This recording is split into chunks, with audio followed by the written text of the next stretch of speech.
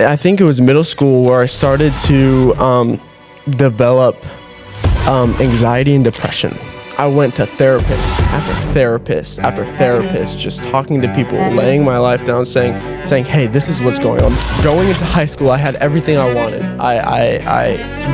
People knew my name. I was on the basketball team. I was getting invited to parties. All these things were happening. I had everything, but nothing fulfilled me. I remember moments where I cursed at Jesus. I lost everybody and everyone like that. Everything I ever had was gone. For some reason, my fleshly mind was like, you need more still. So I turned to smoking. There was no reason for me to be here right now. I remember during worship when I held up my hands and I was just like, Jesus, if you are real, I need to know. You know, I often look back on my life and where I've come from and where I'm at now, and it just really puts me in awe, because when I look back on my life, I look back at the attention seeking, I look back at the depression, I look back at the anxiety, I look back at going through 3 to 4 different therapists and none of it working. I look back at losing everything at one point in my life. I look back at then getting addicted to nicotine and smoking weed and then drinking and not having any idea where to even go. And then where I'm at now, being the happiest I've ever been, worshiping Jesus at my feet, coming from being Jewish, worshiping him with all my life, having this love that never ends, having this fulfillment that I've never had before, and all of this happening in 1.5 years. So I finally decided that with all of this happening, how could I not share my story? So when I think back at my story, it really started from a very young age. Elementary school is probably where it started, and nothing bad, but always wanting to seek the approval of someone or wanting to go on this status and people knowing my name. I've always wanted people to know my name or to be popular, so I would always seek fulfillment in other people. I always wanted a lot in life. I truly wanted a lot from this world. And so I took that same perspective into middle school. I wanted a lot. I wanted people to know my name. Same thing as elementary school, but more and more and more. And I think it was middle school where I started to develop anxiety and depression. And I didn't know what it was, but I knew that I was unfulfilled and I was starting to hurt in a way that I couldn't explain. And so my thought process was, I don't have enough. I don't have enough things in this world, so that's why I'm not feeling happy. So I'm going to push more into it and trying to get more things of this world. I need to know more people. More people need to like me. I need to have more things in my life. And so I pushed in even more into middle school, and that's when, I want to say 8th grade, going into my freshman year of high school, is whenever my depression went as a peak high. I was diagnosed with depression, diagnosed with anxiety, on medication, and none of it working. And at this point in this summer, I had all the stress of high school, and I went to therapist after therapist after therapist, just talking to people, laying my life down, saying, hey, this is what's going on, this is what's going on, this is what's going on, and nothing working.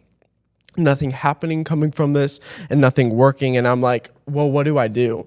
I was so tired of sharing my story with all these people and being told that this was going to make me feel better, and it not. I got so tired so fast, and I was tired of feeling the way I was, tired of feeling this depression, tired of feeling this anxiety, and it led to anger issues. I was so angry, and for no reason. That just is what came from and stemmed from my depression and my anxiety. And so going into high school, I had everything I wanted. I people knew my name. I was on the basketball team. I was getting invited to parties. All these things were happening, but I was screaming at my friends. I was cursing them out. I was getting mad at them, calling them all these things. And so I went from this place where my whole life, starting from elementary school, I was trying to go for this status. And I finally got this status and feeling the most empty I've ever felt in my life. And that was a bullet to the chest, because I was like, well, wait, my whole life I thought that if I got all these things, then I would be happy. If I got all these things, the depression would go away. I would fit in. I would have people. But I felt so hopeless. I felt so unfulfilled. That's the word that I like to describe it. I had everything, but nothing fulfilled me. There was a hole in my heart. And so I was being as angry as possible. And people talked about Jesus with me, but people tried to force Jesus on me. And I was Jewish. I was Jewish my whole life. I've had my bar mitzvah. I've had all these things. I'm so thankful. I love my background. I wouldn't trade it for the world. And I was so thankful, because after every night or something would happen, or I would be like, okay, I don't want to do this anymore. I would always go to God. Whether it was screaming, whether it was crying, whether it was just sitting there being like, I'm done, I would always go to him and just be like, God, like, I know you're real, but I need you. I know you're real, but I don't know what to do.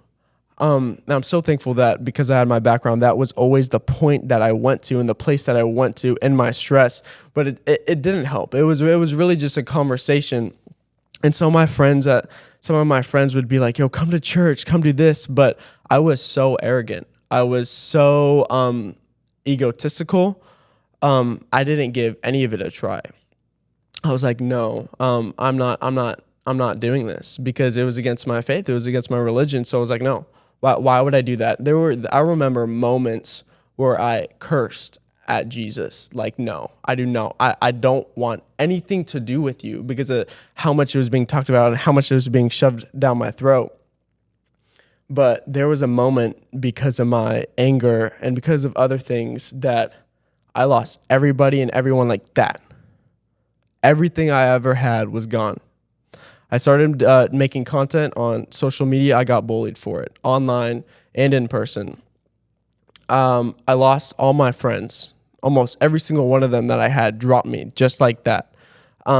Everyone that I was friends with gone. Everything that I had was gone. I used to get bullied on the basketball team. I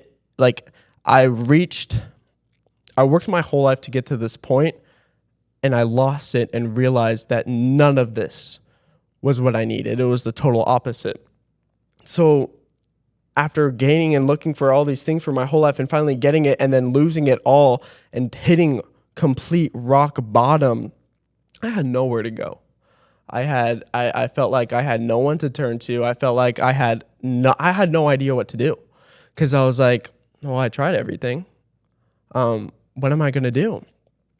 And so for some reason, my fleshly mind was like, you need more still, because I had this hole that I could not fulfill no matter what I tried. So I turned to smoking. I smoked nicotine for, I want to say, a solid while, and I started smoking weed. I started drinking, and it was fulfillment for a moment. It fulfilled me in the moment, and then the second it was gone, I felt even worse than I started. And many people were asked, well, if you felt worse when you started, why would you stop? Why would you keep going in? Because that was the only thing that I felt something for a long, long, long time. And so I continued to do it and continued to do it and continued to do it. And there was a moment, because of how bad it was making me feel and nothing was working, that I was like, why am I here? Why am I here anymore?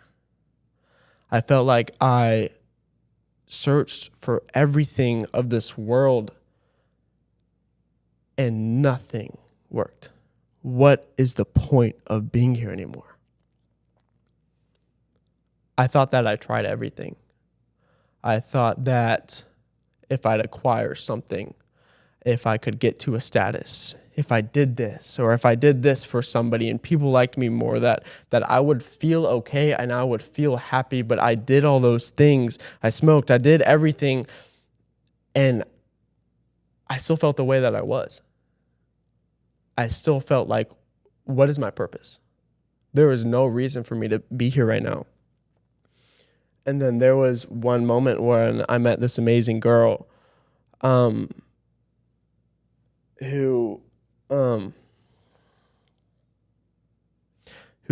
came to me with the heart of Jesus, who politely asked me, hey, I know and said to me, hey, I know your background. I know that you're Jewish. And it was the girl I was talking to at the time. And she goes, you don't have to, but me and my family go to church on Sundays and we would love for you to come. It's your choice. I'm not pushing this on you. If you want to come, I would love for you to come. And something inside of me at that moment, I was like, I tried everything. Like, I tried everything. Why wouldn't I try this? If I went as far as smoking, though, I mean, all I could remember was me being little and being like, oh, I would never do drugs. I would never drink. I would never do this stuff. And then I did, because how badly I wanted to be fulfilled. And I was like, who would I be to not give this a shot? I'm ready to not be here. Why not give it everything I got one last time?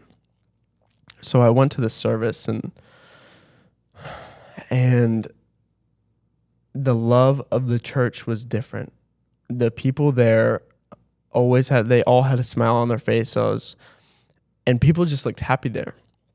And there was a moment I remember during worship when I held up my hands and I was just like, Jesus, if you are real, I need to know. I've tried everything in this world and nothing worked. If you are real, I need you to show me. And instantly, like that, tears started flowing. The Holy Spirit hit me, and I literally couldn't control myself. I had my hands like this, tears falling through my eyes. I literally felt the presence of the Lord. I felt fulfilled like I've never been fulfilled before. Anything in this world, everything that I ever felt, didn't compare to the way that I felt in that moment. And the second I felt the way that I did, I knew Jesus was real. There was no longer this hole inside of my heart. In that moment, everything that was inside of me was instantly fulfilled, instantly. And at that point, I knew that Jesus Christ was real. I knew that he was God. I knew that there was no denying him. There was this love that I couldn't get anywhere else, that I couldn't feel anywhere else. And I realized that Jesus Christ is God. And so I have to start living my life for him. The way I put it is, because of how big my ego is, I like to say, Jesus let me hit rock bottom so I could realize that he was the rock at the bottom. And realize that he is the one that I needed to build my platform and my foundation on, because he is the firm foundation. And so I leave it feeling something that I've never felt before, that I've chased my whole life since elementary school, being fulfilled. And I was like, okay, Jesus is God. Now what? And I'm so thankful that the person I was talking to turned into my girlfriend. So thankful that she was able to steward me, love me when I wasn't the best Christian, and be slow to speak and slow to anger with me, and just listen to me and help me, and while I was like a child in this new faith. But immediately at that moment, I knew that I had to start living my life for Jesus. Because if it wasn't for him, I wouldn't have a life. And so ever since that moment, I've been worshiping the Lord like there is no tomorrow, because at one point I didn't think there was. And so I left this place like, what now? I now know Jesus is real. I now know the good news, but I still have this addiction to nicotine, and I'm still so very much what I felt like a sinner. And so I was like, you know what, Jesus, I know you're real now. I trust you. I trust in your words. Do what you can do in me. Do whatever you want. My life is yours. I lay it down as a living sacrifice. That's what Jesus tells us to do. Lay our lives down as a living sacrifice, good and pleasing to him. So that's exactly what I did. I said, Jesus, take my life. You saved it, have it. Do whatever you want, because that is the best decision I can make, because I cannot be as fulfilled in anything else the way that I can in you. And so I just came to him. I was like, Jesus, take my addiction, take it. And he literally did just that. There was a moment in worship again. I was at my house. We did this thing for my church called home groups, and it's where the youth would get together. It was a youth-led thing where someone would preach. We do worship. I remember worshiping Up My Hands and the song More Than Able by Elevation or Maverick, I don't know, one of them. And it was just about like, God, you're more than able. Like you are able to do whatever you want to do. And for a long time, I've been praying like God, I'm addicted. I do not want to be addicted. I know that this is making me far away from you. So just do what only you can do. And I held up my hands again. And I was like, Lord, you know what? Like you're more than able. And the second that actually hit me that he can do anything, that anything that forms against me genuinely won't prosper, I fell to my knees and literally had no control of my body. My whole body felt like it was on fire. Like I was literally tried by fire. Like tears, like I could not control the tears. Like at that point, I didn't even feel like I was crying. There was just tears just falling out my eyes that I couldn't even control. And then I got up. Like it was an experience that I can't even fathom or explain to you. But all I can say is after that night, I never smoked nicotine again. After that night, I definitely, for a long time, I didn't even have the desire to. And it's a moment that all I can say is Jesus took my addiction away. Jesus took it all away.